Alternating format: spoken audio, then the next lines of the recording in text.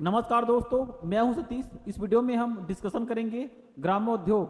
ग्रामोद्योग में आपको दो पार्ट देखने को मिल जाएगा। ये हमारा पहला पार्ट है जिसमें आप देख सकते हैं रेशम प्रभार। ग्रामोद्योग का पहला जो प्रभाग है रेशम प्रभाग, प्रदेश में जो टसर है कृमि पालन का कार्य है परंपरागत है, और जो संचालित योजना है इसके माध्यम से जो ग्रामीण अंचल में जो निवास कर रहे स्थानीय निर्धन, विशेषकर अनुसूचित जाति, अनुसूचित जनजाति और अन्य पिछड़े वर्ग के ऐसे गरीब परिवार जो स्वरोजगार उपलब्ध कराना है। ग्रामीण छत्तीसगढ़ राज्य को दो प्रकार के रेशम प्रजातियां मिला है जिनमें टसर और मलबरी कलून का उत्पादन होता है। तो आप नोट कर लीजिएगा, छत्तीसगढ़ राज्य में दो प्रकार के प्रजातियों से ही रेशम का उत्पादन होता है। इनमें से पहला है टसर और दूसरा है मलबरी। अब जो पलिट-डाबा टसर कानून उत्पादन योजना, इस योजना के अंतर्गत प्रदेश में जो उपलब्ध है जिसमें आपके साजा या अर्जुन के टसर खाद्य पौधों पर टसर कीट पाले जाते हैं। इस योजना को अपनाने के लिए हितग्राहियों को किसी भी प्रकार का जो पूंजी है ये लगाने की आवश्यकता नहीं होता है। ऐसे कृषक जिनके स्वयं की भूमि में पर्याप्त मात्रा में टसर खाद्य पौधे, और ये आपके साजा या अर्जुन के वृक्ष हो सकते हैं, उपलब्ध होना चाहिए। तो आप इस योजना को अपनाकर स्वरोजगार को प्राप्त कर सकते हैं। विभाग के द्वारा जो टसर स्वास्थ्य डिम समूह जो रियायती दर पर 2 रुपए प्रति स्व सहायता समूह अंडे की दर से प्रति कृषक को 100 स्वस्थ डिम समूह उपलब्ध कराया जाता है, जिससे वर्ष में 3 फसल उत्पादित किया जा सकता है।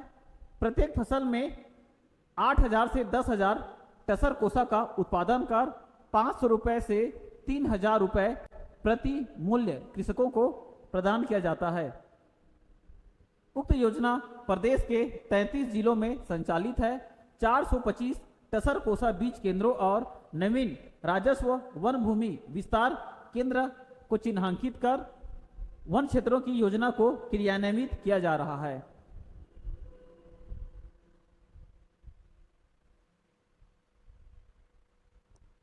वर्ष 2023-24 में कुल 899.48 लाख नग पालित कोसा का उत्पादन लक्ष्य प्रस्तावित है तथा 28,700 हितग्राही श्रमिकों को लाभान्वित करना भी प्रस्तावित था। मार्च 2024 तक कुल 753.80 लाख नग का कोसा का उत्पादन हुआ, जिससे 25,451 हितग्राही श्रमिक लाभान्वित हुए हैं।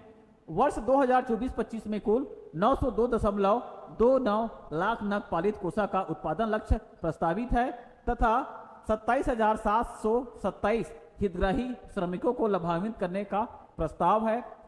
माह सितंबर 2024 तक कुल 310.6 लाख नग कोसा का उत्पादन हो चुका है, जिससे कुल 14,014 हितग्राही श्रमिक लाभान्वित हो रहे हैं। कार्य प्रगति पर है। अब ये जो डेटा है इसको आप स्क्रीनशॉट कर लीजिएगा।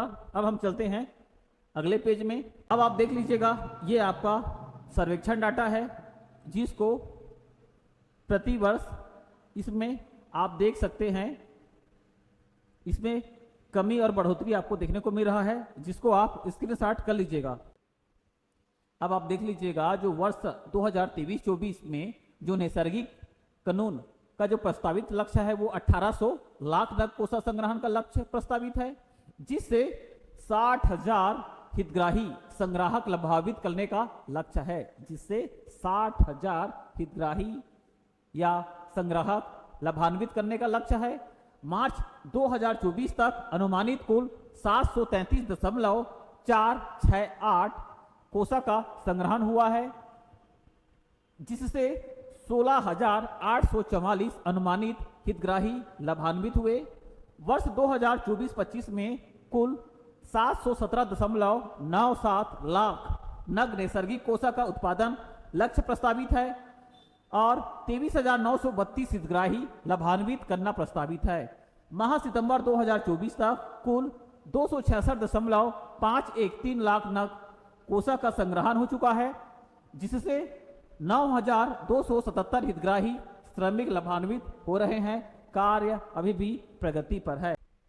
अब आप इसको इस मैप से देख सकते हैं, जिसमें लाभान्वित हितग्राही की संख्या को ये दर्शा रहा है।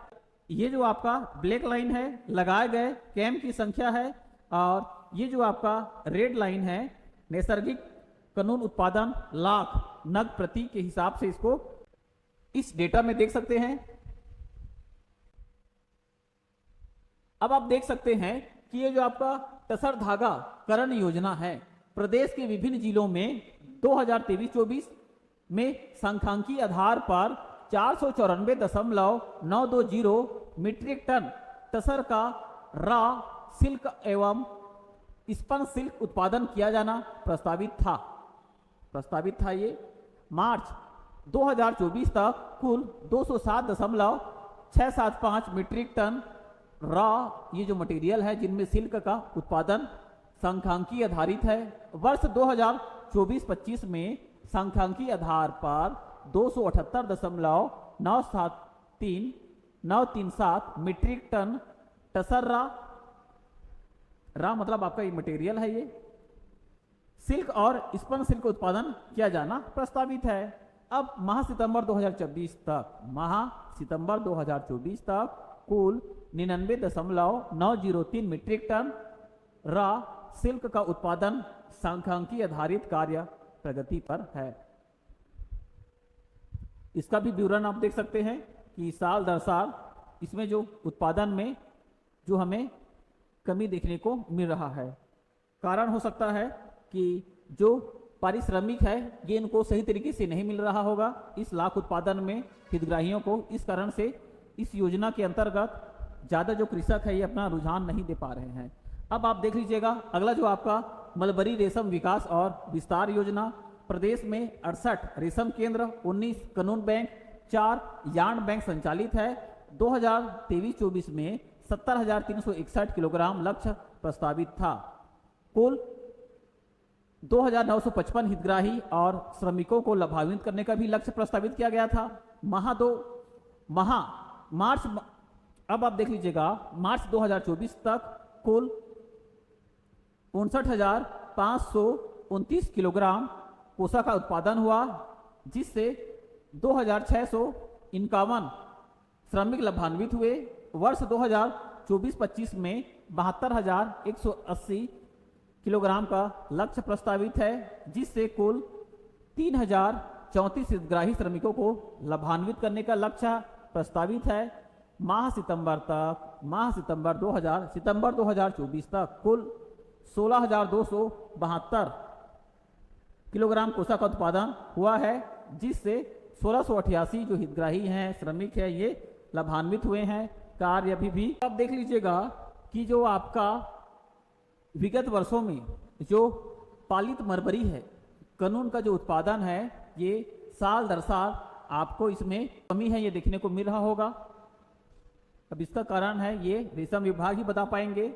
रेशम प्रभाग के द्वारा जो संचालित समस्त योजना है, अब वर्ष 2023-24 में 91,656 हितग्राही और ये श्रमिक लाभान्वित करने का लक्ष्य रखा गया था। मार्च 2024 तक 44,946 हितग्राही श्रमिक लाभान्वित हुए हैं। वर्ष 2024-25 में 54,693 हितग्राही श्रमिक जो लाभान्वित का लक्ष्य था। अब मार्च सितंबर 2024 तक कुल 24,979 हितग्राही श्रमिकों को लाभान्वित किया गया है। अभी और भी जो मार्च 2025 का जो डाटा है ये आने को है। अगला जो हमारा ग्रामोद्योग है ये है हमारा हथकरघा। हाथकरघा। अब ग्रामीण अर्थव्यवस्था में जो हाथकरघा उद्योग है स्वरोजगार प्रदान करने की दृष्टि से बहुत महत्वपूर्ण स्थान है।